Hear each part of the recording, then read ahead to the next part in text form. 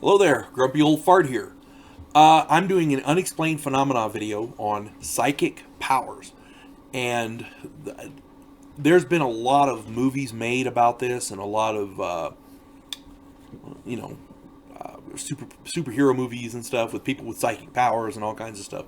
The character, the Scarlet Witch, off of the Avengers, she can read minds. She can, she's got telepathy and like that. That's one of her abilities. Uh, the Lots and lots of different psychokinetic abilities out there. The movie Firestarter, I think they're doing a remake of it, but the original was pretty good. There's lots of really great movies about that. But I'm talking about real life psychic powers. Now, this is a controversial topic because there's many people out there that believe that this is total hogwash. You cannot read someone's mind. You cannot see the dead. It's just crap. Because they have a lot of those TV programs, paranormal programs where they're hunting ghosts and they bring in a medium, or it's a demon. We got to have somebody to fight it, so they bring in a medium or whatever.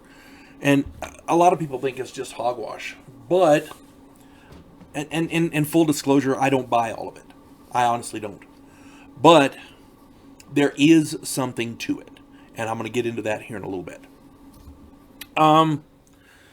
Psychic powers include things such as astral projection, clairaudience, clairvoyance, divination, precognition, mediumship, psychic channeling, psychometry, scrying, telekinesis, telepathy, and other such powers.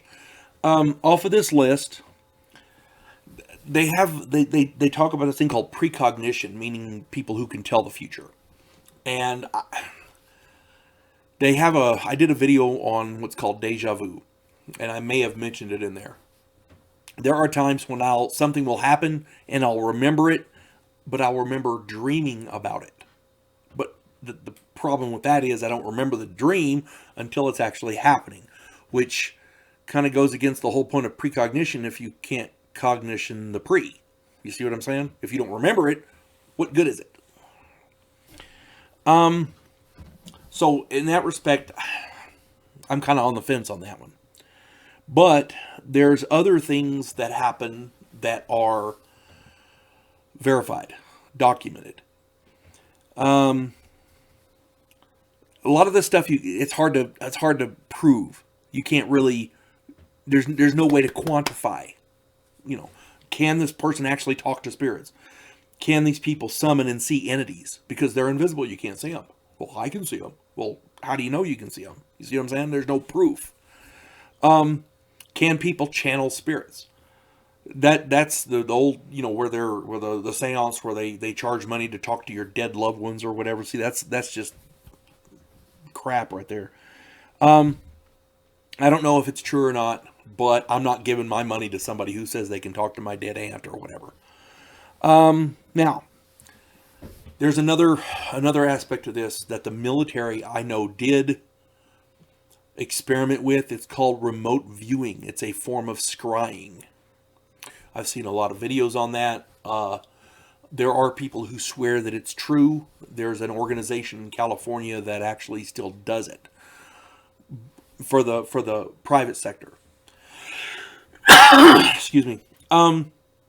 Again, I can't verify whether that's true or not. And for those of you who don't know what remote viewing is, it's where somebody sits alone in a room with a piece of paper and you give them a bit of information on something, like a guy's name or a doctor's name or a scientist, and then he sits down and he starts drawing pictures.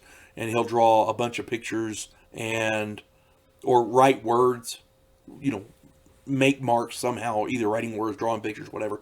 And the idea being, this guy's supposed to be able to psychically divine, to scry on where this guy's at, what he's doing, that kind of thing.